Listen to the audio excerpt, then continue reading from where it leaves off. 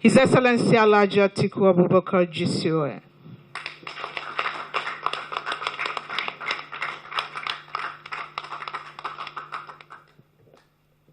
Thank you, Chinwe.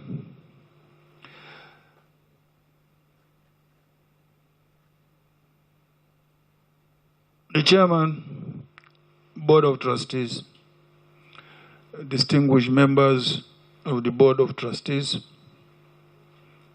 friends, colleagues, distinguished ladies and gentlemen. It's my pleasure today, this morning, to warmly welcome you to the Yaradua Center. Honestly, I have a sense of nostalgia this morning. Why? Simply because some of you, my political and personal relationship have predated even the formation of PDP.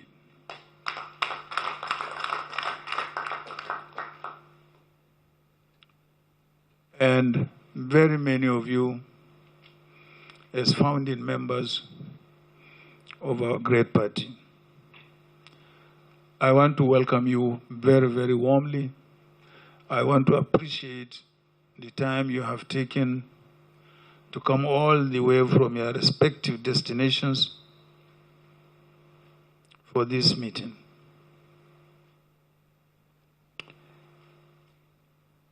Our party today happens to be the oldest political party since the creation of this country. Start from the 1st of October, 1960, and before then.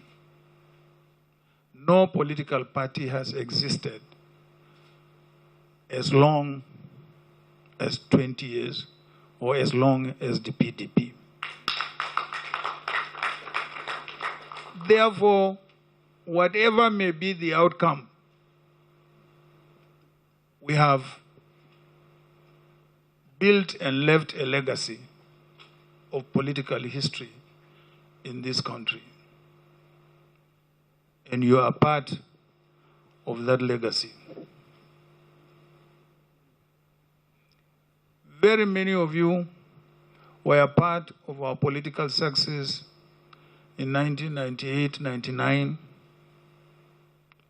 And also, many of you were a part of the success story of our government, PDP government, of 1999 to 2007. Till today, no administration has matched. No administration since then has matched the achievement of our administration.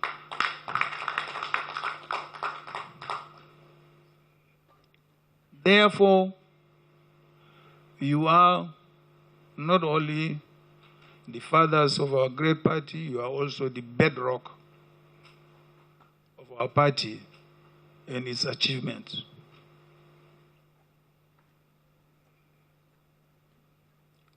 What I am saying is not flattery, but it is based on facts. Go to any aspect of our growth, whether it is the economy, whether it is healthcare, whether it is agriculture, whether it is education. The landmark achievements we made between 1999 and 2007 have not been matched by any subsequent administration.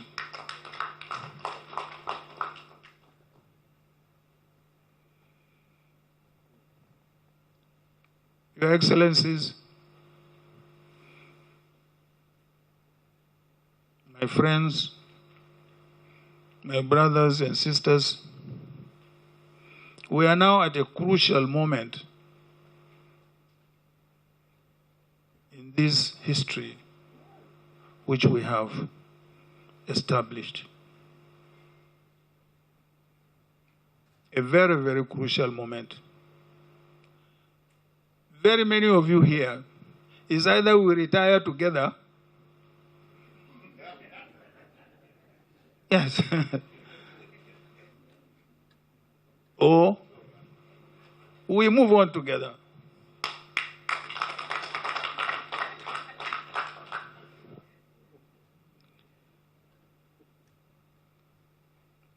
Somebody said we recorded during the last election about 11 to 12 million votes. These are not only my votes, these are our votes. Each and every one of you played a part in achieving or recording those 11 to 12 million votes. It's not Atiku. It's all of us. And I believe if we work together again, we can surpass those votes.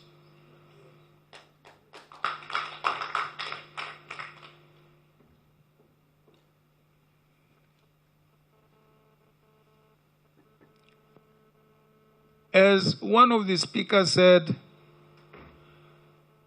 my worry, and it should be our own worry, is that what happens if we fail to win the 2023 general elections, God forbid.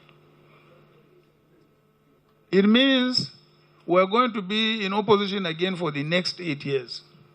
By the next 8 years, I don't know how many of us will be left in politics. And it may even ultimately lead to the death of the party, because people gravitate, particularly in developing countries, towards governments. The ordinary people naturally gravitate towards incoming government. So this is a very, very crucial and historical moment in the history and survival of our party. I want you to think about it very well. Yet, people have talked and are talking about power shift or zoning or whatever it is. For sure, as party, we invented and formulated the zoning policy simply because we wanted every part of this country to have a sense of belonging. And I personally have paid my dues as far as that is concerned.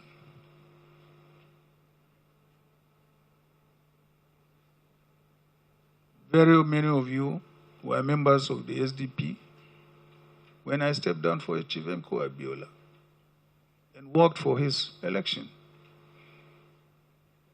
Very many of you were members of our government when all the PDP governors came in 2003 and said, I should replace Obasanjo. They didn't want. I said no. But we have agreed power should remain in the Southwest. Why should I? Some of those governors who dared to support me, some of them went to jail.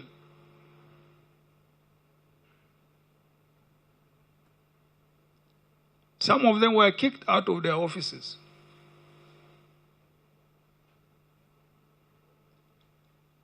But we made sure that we kept to our policy of zoning.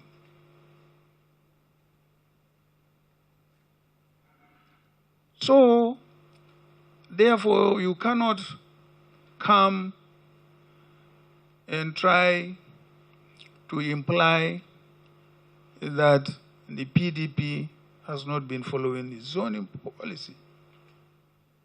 In the how many years of PDP government? 8 years. President Obasanjo, 6 years, President Jonathan. All of them were from the South. So we should not be stampeded by the opposition party They have a moral obligation which is inescapable. We don't.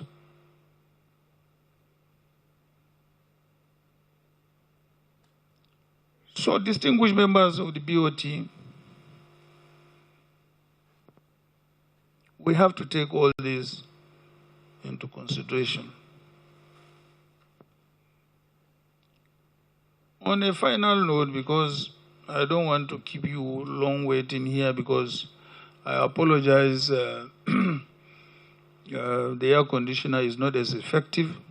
It's either because we are too many for the hall, because it's not meant to carry us many members. This, when we planned it, I hope you will bear with me.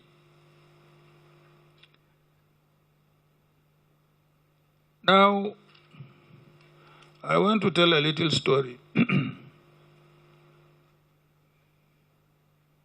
about this very place.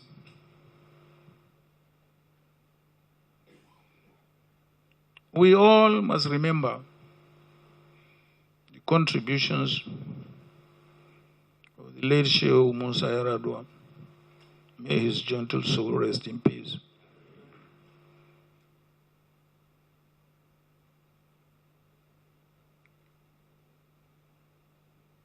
After his demise,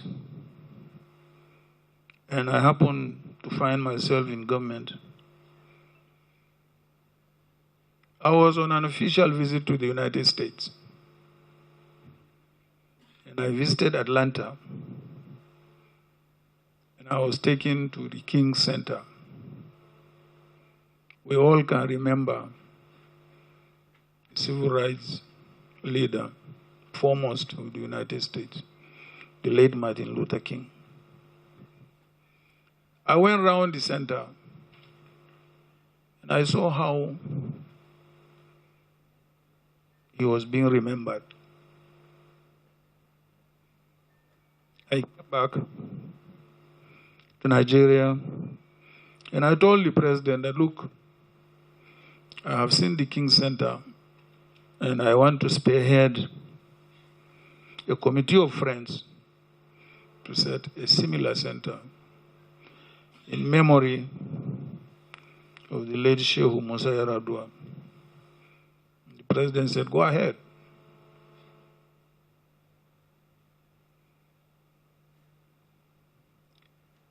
This was how this center came into being. And then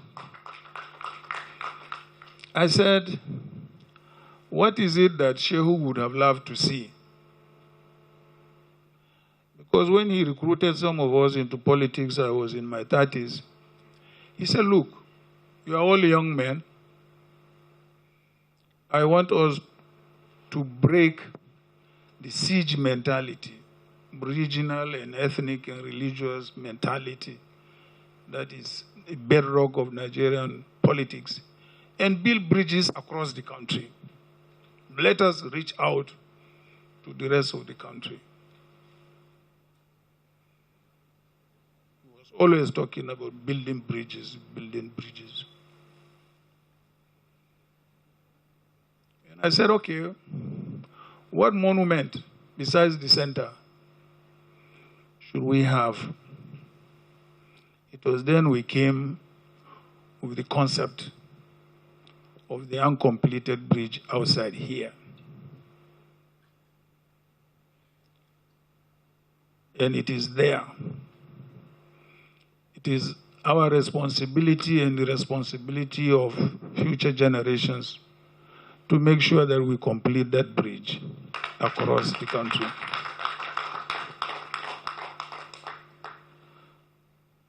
So that's the story of the uncompleted bridge, because many people, when they come and they visit around and so on and so forth, they say, what of this bridge? It is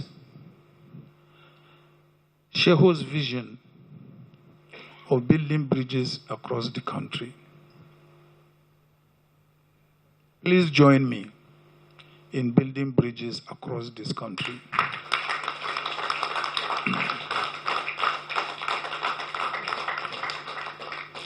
so that every part of this country will have a sense of belonging.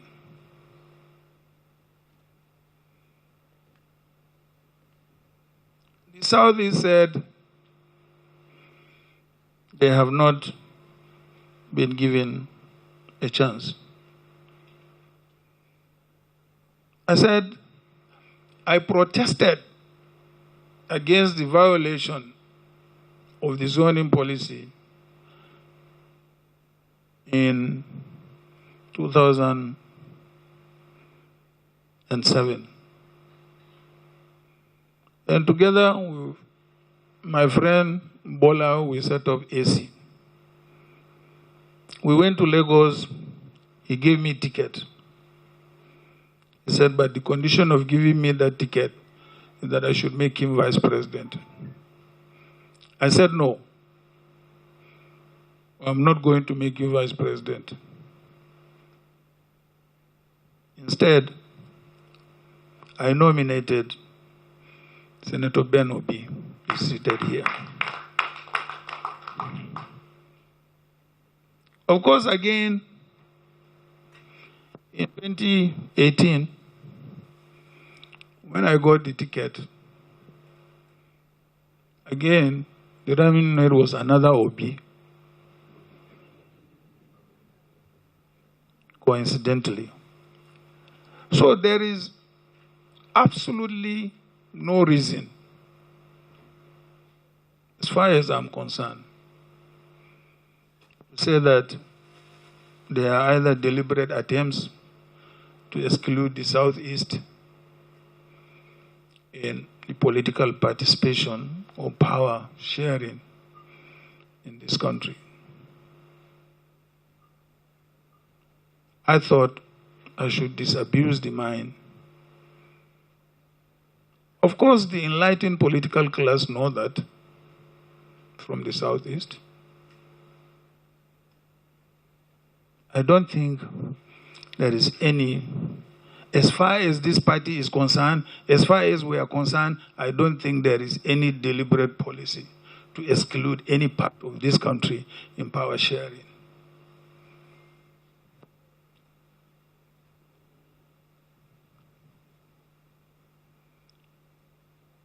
Leaders, elders, wise men of this our great party, I now wish to call on you